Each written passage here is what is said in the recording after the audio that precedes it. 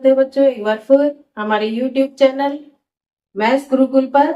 और आज हम एक्सरसाइज लेके चलते हैं 3.5। ठीक है बच्चों, करते हैं वज्र गुणन विधि, आपको बता रही है, उसकी प्रैक्टिस भी हो जाएगी। तो आज वही है 3.5 में कि एक्स और वाई का आपको मान ज्ञात करना है। ठीक है, अब यहाँ पे देखिए 1/x के रूप में है, 1/y है, यहाँ पर भी 1/x, यहाँ पर भी 1/y। तो हम इसको थोड़ा रूप चेंज कर लेते हैं। तो हम क्या मान लेंगे यहाँ पर कि माना सबसे पहले आपको लिखना है 1/x बराबर मान लीजिए a और 1/y बराबर मान लिया कैपिटल B।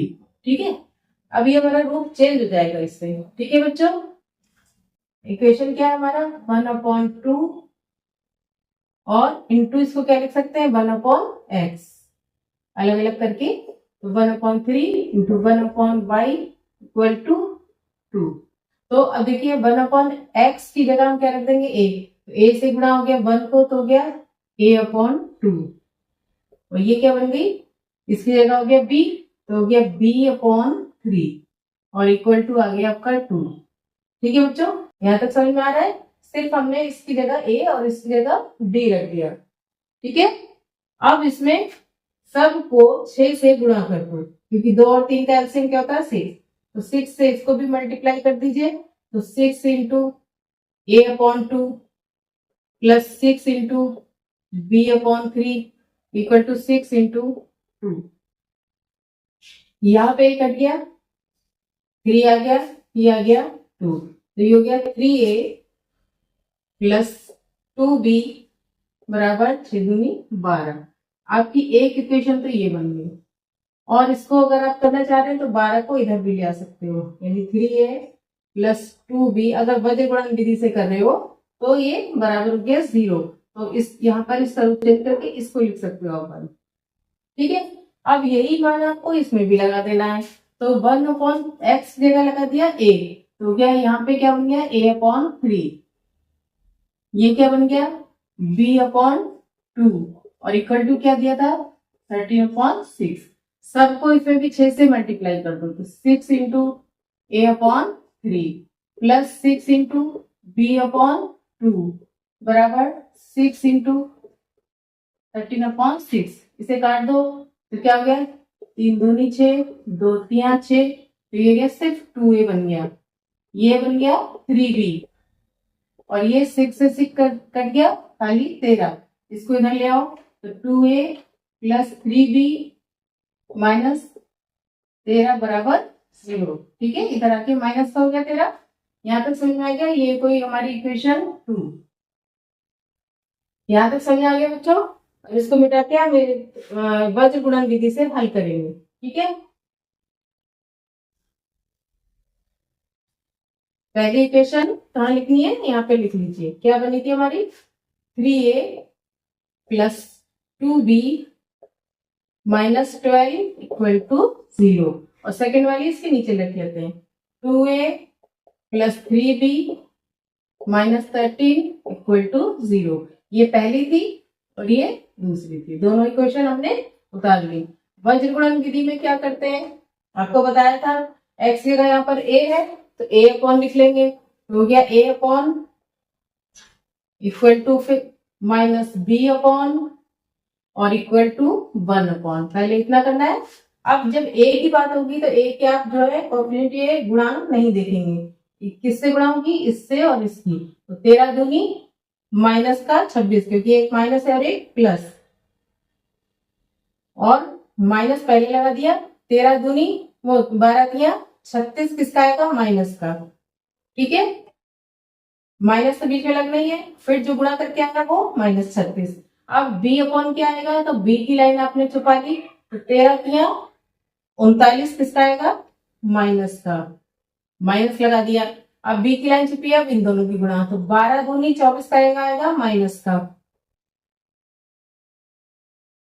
ठीक है बच्चों, अब 1/, क्या आएगा, तो ये लाइन छुपा दीजिए। तो 3 तिया 9 माइनस लगा दिया, 2 दूनी 4। यहाँ तक समझ में आ गया बच्चों। a की अपॉन होगा तो a की लाइन छुपा लेंगे, ये माइनस ये, b होगा तो b छुपा लेंगे, ये माइनस ये, और 1 का होगा तो ये छुपा के ये माइनस ये, ठीक है। अब a अपॉन क्या हो गया यहाँ पे -26 और माइनस माइनस प्लस का 36 बराबर -b अपॉन माइनस का 39 माइनस माइनस प्लस का 24 बराबर 1/9 में से 4 गया 5। अब यहाँ पे a अपॉन कितना आया, कितना बचा 10 माइनस b बटा कितना बचा माइनस का 15, 9 में से 4 गया 5, 3 में से 2 गया 1 और माइनस माइनस भी कट गया 1/5। अभी तीनों चीजें आपस में बराबर है तो पहले हम इन दोनों को आपस में बराबर ले लेते हैं। तो हो गया a/10 इक्वल टू 1/5। देखो यहाँ से तिरछी गुणा कर देंगे तो 5a इक्वल टू 10 का नियम में 10, 5 से काट दिया 2, a बराबर क्या आ गया 2, ठीक है। अब इस वाले दोनों को बराबर ले लेंगे तो क्या आया b अपॉन कितना था 15 बराबर क्या था 1/5। तो b 5 इधर गुणा हो गया बराबर 15, 1 से गुणा हो गया तो b बराबर क्या हो गया 5 दिया 15। ये आपका a और b का मान आया लेकिन x y का नहीं आया अभी, ठीक है बच्चों, यहाँ तक समझ में आ गया। अब x y का मान पूछा गया है आपसे तो यहीं पर अब हमने क्या माना था उसमें लगा देंगे। हमने क्या माना था 1/x बराबर a और 1/y बराबर लिया था b।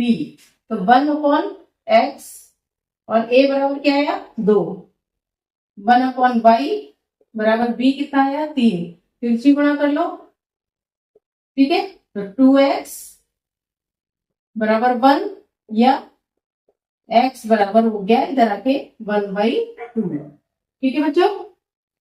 इसी तरीके से y बराबर कैसे निकालेंगे, यहाँ पे अपॉन 1 कर दो,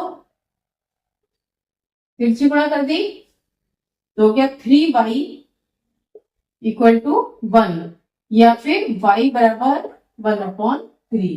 ये आपके आंसर होंगे, a और b वाला आंसर नहीं होगा x और y। ये हमने a और b अपने आप मान के इसको छोटा कर लिया था कि जैसे हमारी इक्वेशन चल रही थी वैसे आ जाए। समझ आ गया बच्चों, तो इस तरीके से ये आसान हो गए क्वेश्चन।